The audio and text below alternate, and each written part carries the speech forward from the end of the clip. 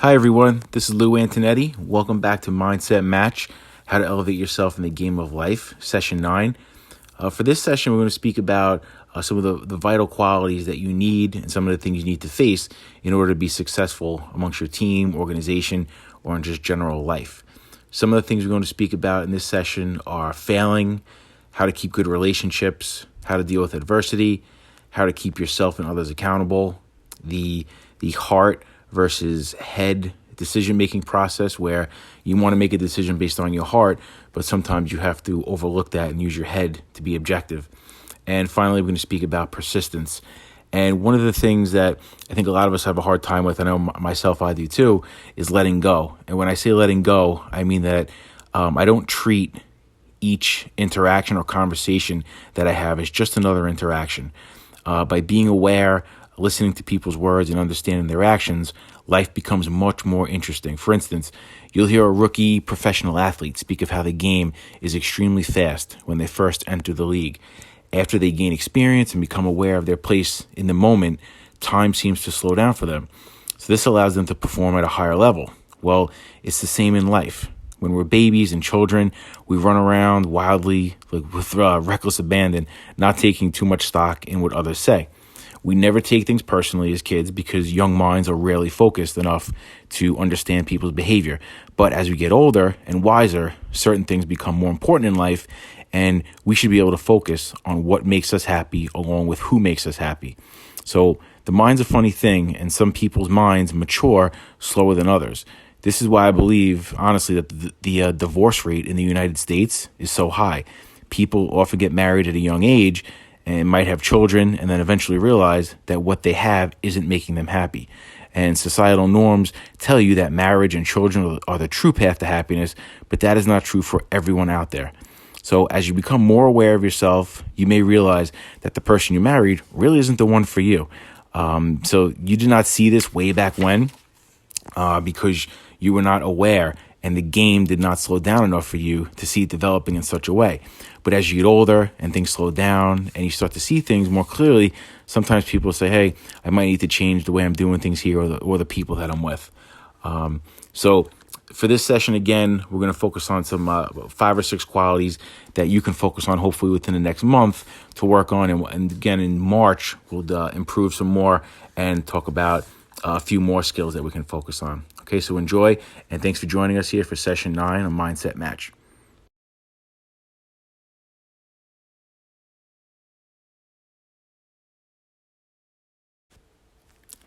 Helping others reach their true potential is something in which every leader or individual should take pride in. You want everyone to experience success that's around you. This is only possible if you lengthen that leash a little bit. We tend to help others too much when wanting them to succeed. The one thing adversity teaches us is how to respond to situations that are out of our control. The only way to learn how to do this for someone is to give you or someone else the chance to fail. That's right. Be grateful if someone gives you the chance to fail. When this occurs, someone is indirectly saying that they trust you.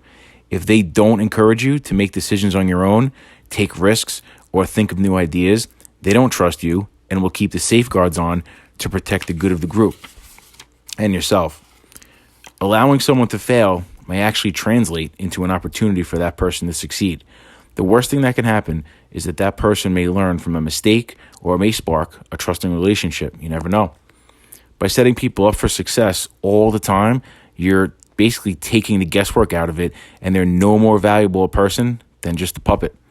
By allowing them to be assertive, they will grow as a person from the experience. Protecting others and not allowing them to make decisions does not empower them, and they may never buy into what you're trying to accomplish. Remember to give people the opportunity to fail. They might even thank you for it. You never know. So if you're going to allow someone to fall, let them fall forward, giving them a confidence that you trusted them.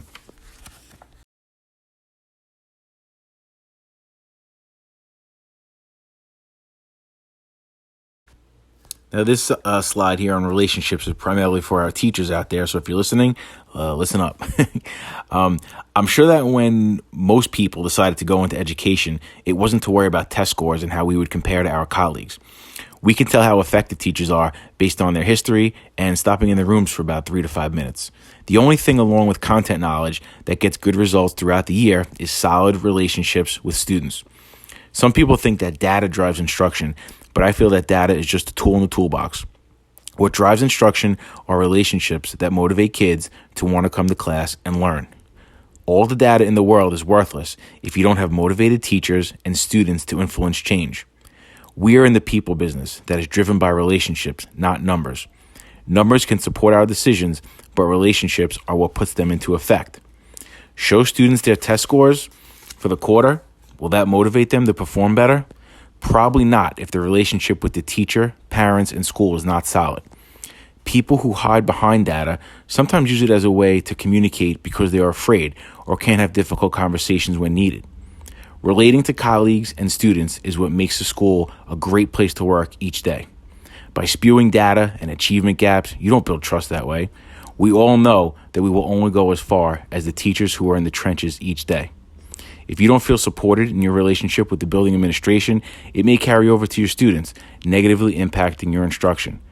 I know that most of us are willing to take risks in the classroom, and that obstacles may prevent you from implementing first-class lessons, but those obstacles should be removed when they arise. The data will speak for itself when students make it a priority to perform at a high level in your class.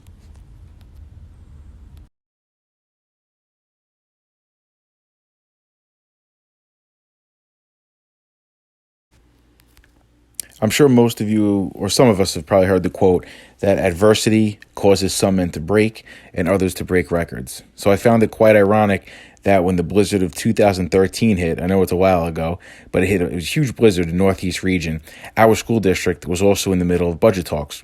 So rumors were starting to swirl around our district just as the snow was whipping around outside. Our fiscal situation presented obstacles while the blizzard presented us with a lot of uncertainty, along with the need to make sacrifices as we fought through it. When anticipating adversity, the only thing we can do is prepare. Worrying will not relieve us from what is going on. It will only cloud our thinking. Think about it. What did we do when news of the blizzard was confirmed? Most people bought a shovel. Well, if you didn't have one already, they bought salt, food, gas, batteries. Not many people sat home worrying, hoping that it wouldn't snow. They most likely gave it their best effort to prepare for the worst. It is always a good idea to have tools in your belt that will help you build towards a solid future. My point here is that we need to make the best of a situation that is out of our control. If we sit around listening to other people, their negativity and spewing of rumors, we may not recognize opportunities that will allow us to deal with these external forces more appropriately. As people begin to ask me my opinion on the whole budget situation in our district back then, I remained positive and did not worry about things that were out of mine or our control. Remember now, and in the bigger scheme of life, to have a plan for yourself, no matter what position you're in. Don't rely on riding the wave where it takes you. You can either be proactive or reactive to situations like the blizzard or, in this case, a district's budget. You may have to go above and beyond to find an answer for how to deal with tough times. Stepping out of your comfort zone and your scope of responsibilities is what makes great people great. Don't let a situation take advantage of you. Make your mark and seize opportunities that take shape when problems you are confronted with arise.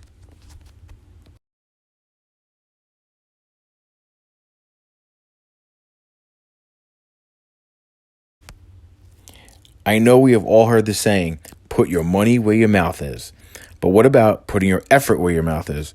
It is so important to follow through on thoughts or proposed ideas because putting forth that effort may result in great, fantastic achievements. Following through on ideas with a purpose allows others to see that you are not just all talk. I get so tired of people proposing ideas in meetings, but once they leave the room, nobody holds them accountable for their lack of action. Putting forth the effort for the smallest of tasks goes a long way when it involves doing something for another person. So many people promise others the world, but when it comes to putting their neck, time, or effort on the line, it seems to fall by the wayside. Make sure you are aware of your thoughts and take the time to follow through. There are many thoughts you will never actually see because you're always thinking and not doing. Thinking or speaking about what you will do does not make you different from others. People are defined by their actions. Don't recommend that something needs to be done with hopes that other people will make it a reality. Contribution goes a long way. Don't make excuses. Excuses never make things easier. We should all crave the reputation of being a leader by example. Talk is cheap because you don't have to pay with effort, mistakes, teamwork, time, discipline, or consistency. So please keep that in mind going forward.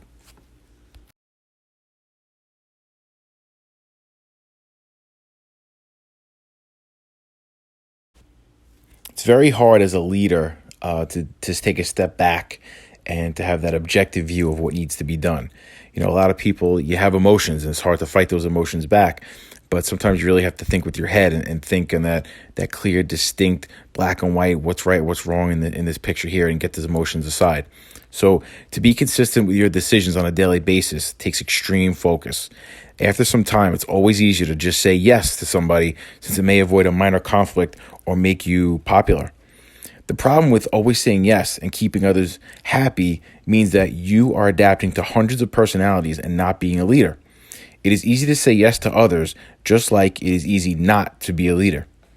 By adhering to a rational set of values and beliefs, your decisions will allow you to rest your head on the pillow at night with ease. As a leader, you must sometimes think with your heart and sometimes with your head. Do not let emotions obstruct your train of thought when making decisions. When dealing with friends, colleagues, and your family, you may tend to go with your heart. The problem is, sometimes for the good of the group, you must use your head.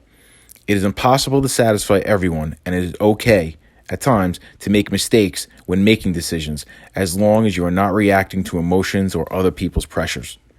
Treating people with respect doesn't mean giving them what they want all the time, but there needs to be a justified reason for the decision being made. If someone has a problem with the decision you have made, it might be their ego talking. You can learn a lot about someone's character after they heard the word no. Most times, their negative reaction to being criticized or not getting what they want will only verify that the correct decision was made.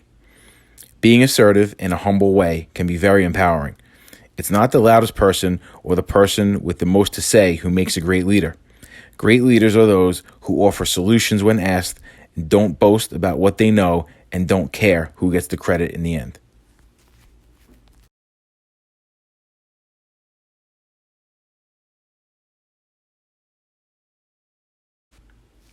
I was introduced to the quote I'm about to recite basically in college. So the quote I'm going to mention right now is from Calvin Coolidge, and it was mentioned while taking a course in college, and it pretty much rang true for me because it was so real and down to earth, but it seemed deep and insightful at the same time.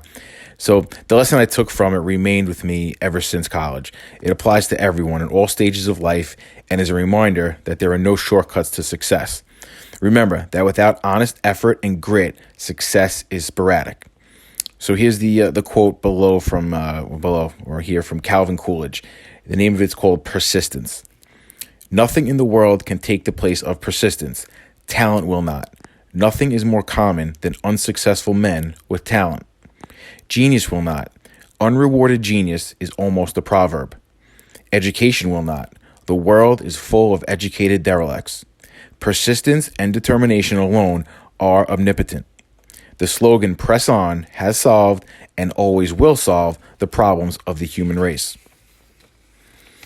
Now, in a recent study that was led by a University of Pennsylvania graduate, Angela Duckworth, she's a psychologist. She performed a study using 190 participants in the Scripps National Spelling Bee.